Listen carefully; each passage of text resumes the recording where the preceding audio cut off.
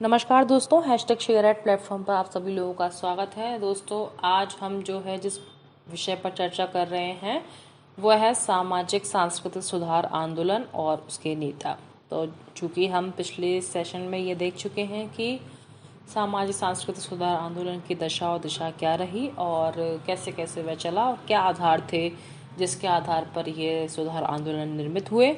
और आज हम जो है उनके नेताओं के बारे में चर्चा करेंगे, जिसमें हम पहले जो हम प्रथम चर्चा करेंगे वह है राजा राम मोहन रॉय एवं ब्रह्म समाज की। राजा राम मोहन रॉय दोस्तों, जैसे कि हम सभी जानते हैं, भारतीय पुनर्जागरण के पिता कहे जाते हैं।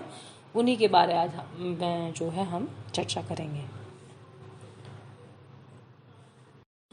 राजा राम मोहन रॉय, जिनका जन्म 1772 में हुआ और 1833 में उनकी मृत्यु हुई, को प्रायः भारतीय पुनर्जागरण का जनक और आधुनिक भारत का निर्माता कहा जाता है।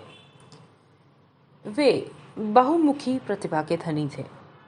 उनके द्वारा स्थापित ब्रह्म समाज, जो आधुनिक पाश्चात्य विचारों पर आधारित था, हिंदू धर्म का पहला सुधार आंदोलन था।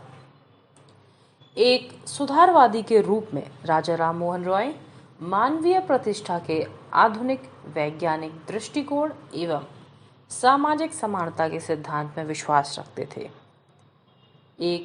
वे एकेश्वरवाद में विश्वास रखते थे।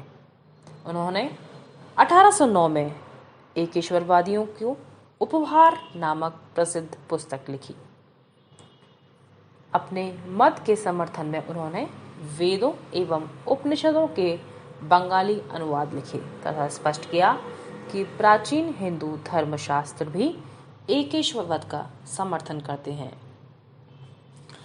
1814 में उन्होंने कलकत्ता में आत्मीय सभा या मित्रों का समाज, जिसे हम कहें, की स्थापना की तथा मूर्ति पूजा, जाति प्रथा की कठोरता, अर्थहीन रीति रिवाजों तथा अन्य सामाजिक बुराइयों की भर्त्सना की। एकेश्वरवाद के कट्टर समर्थक राजा राम मोहन रॉय ने स्पष्ट किया कि वे सभी धर्मों की मौलिक समानता में विश्वास रखते हैं। उन्होंने दूसरे धर्मों की उन बातों को ग्रहण किया जिन्हें वे हिंदू धर्म के योग्य समझते थे। उनके विचार अनुसार मनुष्य को स्वयं धार्मिक ग्रंथों का अध्ययन और रीति रिवाजों का पालन करना चाहिए। 1820 में उन्होंने प्रीसेप्ट्स ऑफ जीसस नामक पुस्तक लिखी, जिसमें उन्होंने न्यू टेस्टामेंट के नैतिक एवं दार्शनिक संदेश को उसकी चमत्कारिक कहानियों से पृथक करने का प्रयास किया। उन्होंने न्यू टेस्टामेंट के नैतिक एवं दार्शनिक संदेशों की प्रशंसा की। उन्होंने ईसाई धर्म के भी अनेक गलत रीति रिवाजों को लोगों के सामने रखा। उनके इस प्रयास से उन्हें ईसाई मिशनरियों का गुस्सा भी झेलना पड़ा तथा उनके कई ईसाई मित्र उनसे निराश हो गए, क्योंकि उन्हें यह गलतफहमी थी कि राजा राम मोहन रॉय लोगों को हिंदू धर्म त्याग कर ईसाई बनने के लिए प्रोत्साहित कर रहे थे। अपने विचारों एवं उद्देश्यों को साकार करने के लिए उन्होंने ब्रह्म सभा, जो आगे चलकर ब्रह्म समाज बना, की स्थापना की। वे सामाजिक सुधार के द्वारा लोगों का राजनीतिक उत्थान करना चाहते थे तथा उनमें राष्ट्र प्रेम की भावना जगाना चाहते थे। अगस्त 1828 में राजा राम मोहन रॉय ने ब्रह्म सभा का गठन किया, जिसे बाद में नाम परिवर्तित कर ब्रह्म समाज कहा जाने लगा। ब्रह्म समाज के अनुसार ईश्वर एक है और सभी सद्गुणों का केंद्र व भंडार है, परंतु परमात्मा निर्गुण एवं निराकार है। वह न कभी जन्म लेता है और न कभी मरता है। वह सर्वव्यापी, सर्वशक्तिमान, सृष्टि का पालन करता तथा अमर है, इसलिए मूर्ति पूजा अनावश्यक है। ब्रह्म समाज के भवन में किसी मूर्ति, चित्र, पेंटिंग इत्यादि की पूजा करने की अनुमति नहीं थी। वे धार्मिक पुस्तकों के अध्ययन या पूजा में भी विश्वास नहीं रखते थे, क्योंकि उनके अनुसार कोई भी पुस्तक रूटि रहित नहीं हो सकती। हिंदू धर्म का शुद्धिकरण एवं एकेश्वरवाद या निर्गुण परमात्मा में विश्वास ब्रह्म समाज का सबसे प्रमुख उद्देश्य था। उनके ये उद्देश्य तर्क एवं वेदों तथा उपनिषदों की शिक्षाओं पर आधारित थे। ब्रह्म समाज ने सर्वधर्म समभाव पर बल दिया। उनके अनुसार सभी धर्मों में सत्य निहित है, अतः व्यक्ति को अपने धर्म के साथ सभी धर्मों का आदर करना चाहिए। ब्रह्म समाज नैतिकता पर बल देता था एवं कर्म फल में उसका विश्वास था। ब्रह्म समाज के समस्त कार्यों में अहिंसा का स्थान प्रमुख था। उसके सभा भवन में किसी प्रकार की जीव हिंसा नहीं हो सकती थी। राजा राम मोहन रॉय का उद्देश्य किसी नए धर्म की स्थापना करना नहीं था, अपितु वे हिंदू धर्म का शुद्धिकरण करना चाहते थे, जो उनके अनुसार विभिन्न बुराइयों से जकड़ा हुआ है। राजा राम मोहन रॉय के सुधारवादी एवं प्रगतिशील विचारों का तत्कालीन हिंदू रूढ़िवादियों ने कड़ा विरोध किया। राजा राधाकांत देव ने ब्रह्म समाज के सिद्धांतों का विरोध करने हेतु धर्म सभा का गठन किया। 1833 में ब्रिस्टल यानी कि इंग्लैंड में राजा राम मोहन रॉय का निधन हो जाने से ब्रह्म समाज को गहरा आघात लगा।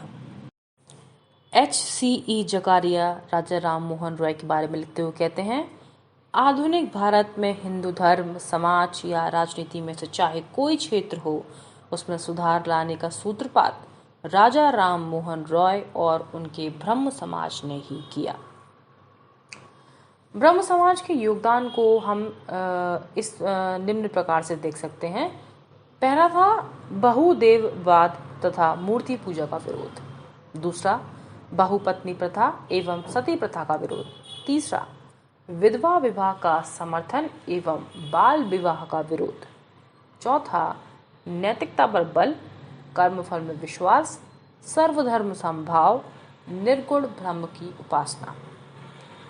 पांचवा, धार्मिक पुस्तकों, पुरुषों एवं वस्तुओं की सर्वोच्चता में अविश्वास।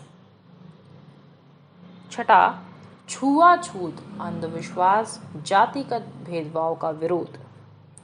सातवां, बंगला एवं अंग्रेजी शिक्षा के प्रचार प्रसार को समर्थन।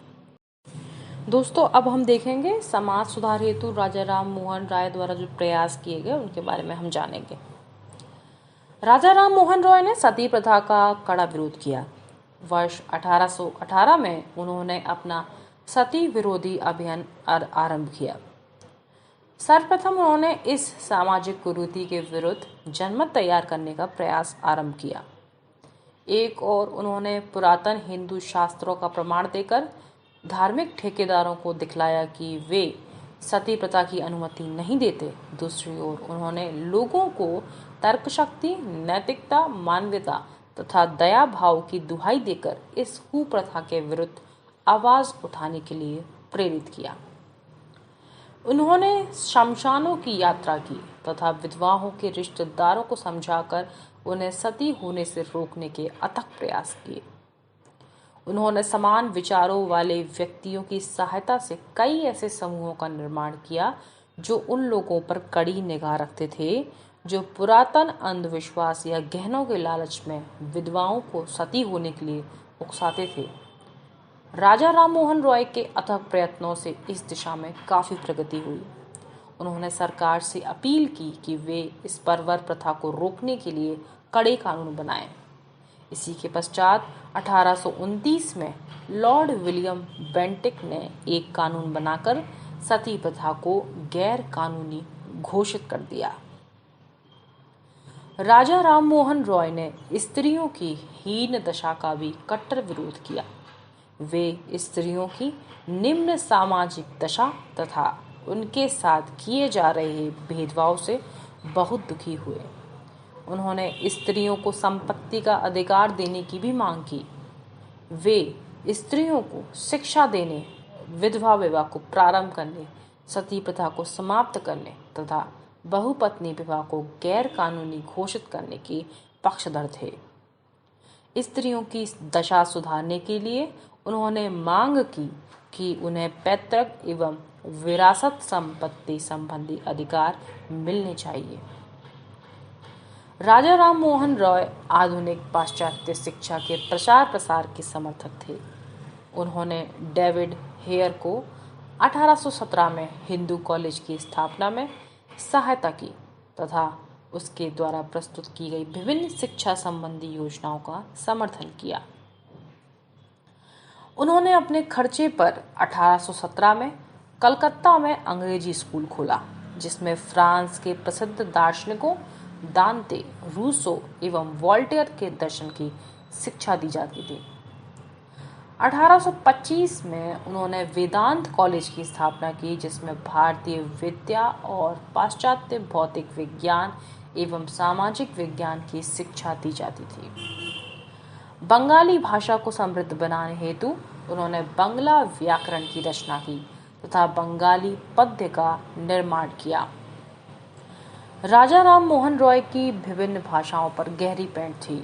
वे संस्कृत, फारसी, अरबी, अंग्रेजी, फ्रेंच, लैटिन, ग्रीक तथा अरबी जैसी 1 दर्जन भाषाओं के ज्ञाता थे। विभिन्न भाषाओं के ज्ञान के कारण उन्होंने विभिन्न भाषाओं की अनेक पुस्तकों का अध्ययन किया। उन्हें भारतीय पत्रकारिता का जनक कहा जाता है। उन्होंने बंगाली, हिंदी तथा अंग्रेजी में अनेक पत्र पत्रिकाओं का प्रकाशन तथा संपादन किया। इनके माध्यम से वे जनता को शिक्षित करते थे तथा उनके दुखों एवं कठिनाइयों को सरकार के समक्ष प्रस्तुत करते थे। एक राजनीतिज्ञ के रूप में राजा राम मोहन रॉय ने बंगाल के जमींदारों की उत्पीड़ित कार्यवाहियों की घोर निंदा की तथा रैयतों द्वारा दिए जाने वाले लगान की अधिकतम मात्रा निर्धारित करने की मांग की। उन्होंने कर मुक्त भूमि पर सरकार द्वारा पुनः कर लगाने के प्रयासों का विरोध किया। उन्होंने निर्यात की जाने वाली भारतीय वस्तु पर प्रशुल्क घटाने की मांग की तथा ईस्ट इंडिया कंपनी के व्यापारिक विशेष अधिकारों को समाप्त करने हेतु सरकार को ज्ञापन दिया। वे उच्च सेवाओं के भारतीयकरण तथा कार्यपालिका को न्यायपालिका से पृथक किए जाने के कट्टर समर्थक थे। उन्होंने मुकदमों की सुनवाई जूरी प्रथा के माध्यम से करने एवं भारतीयों तथा यूरोपियों के मध्य न्यायिक समानता की भी मांग की। राजा राम मोहन रॉय का राजनीतिक दृष्टिकोण अंतर्राष्ट्रीय था। वे अंतर्राष्ट्रीयता और विभिन्न राष्ट्रों के पारस्परिक सहयोग में दृढ़ विश्वास रखते थे। वे अंतर्राष्ट्रीय स्वतंत्रता, समानता एवं न्याय के हिमायती थे। इससे स्पष्ट होता है कि उन्हें तत्कालीन अंतर्राष्ट्रीय परिस्थितियों की गहरी समझ थी। उन्होंने स्पेन, अमेरिका तथा नेपल्स के स्वतंत्रता अभियानों का समर्थन किया। जब वे इंग्लैंड में रह रहे थे तब उन्होंने आयरलैंड के जमींदारों द्वारा वहां के किसानों पर किए जा रहे अत्याचार की निंदा की तथा घोषणा की कि यदि इस संबंध में इंग्लैंड की संसद में जो सुधार विधेयक लाया गया है, यदि वह गिर गया तो वे इंग्लैंड छोड़कर चले जाएंगे। अनेक प्रसिद्ध व्यक्तियों जैसे कि डेविड हेयर, अलेक्जेंडर डफ, देवेंद्रनाथ टैगोर, पीके टैगोर, चंद्रशेखर देव तथा ताराचंद्र चक्रवर्ती इत्यादि उनके प्रमुख सहयोगी थे। तो दोस्तों, हमने जाना राजा राम मोहन रॉय के बारे में और उनके प्रमुख जो भी उनका सामाजिक सुधार आंदोलन में जो उनका योगदान रहा उसके बारे में हमने विस्तार पूर्वक चर्चा की। हम थोड़े से उनके कुछ विचारों के बारे में भी देख लेते हैं कि उनके किसी तथ्य के बारे में जो विचार थे। कुछ प्रमुख विचार इस प्रकार हैं।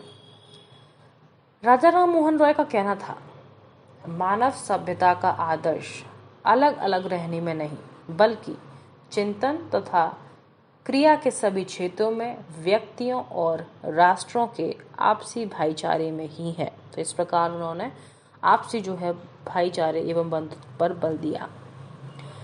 उनका एक और विचार है जैसे कि मुझे कहते हुए दुख होता है कि वर्तमान समय में हिंदुओं की जो धार्मिक व्यवस्था है वह ऐसी नहीं है कि वो हिंदुओं के राजनीतिक हितों का पक्ष पोषण कर सके। इन परिस्थितियों में हिंदू धर्म में कुछ परिवर्तन अपेक्षित है, जिससे हिंदुओं को कुछ राजनीतिक लाभ एवं सामाजिक बल मिल सके। तो दोस्तों, ये थे राजा राम मोहन रॉय। आगे हम जो है अन्य समाज सुधारक की चर्चा करेंगे। Thank you.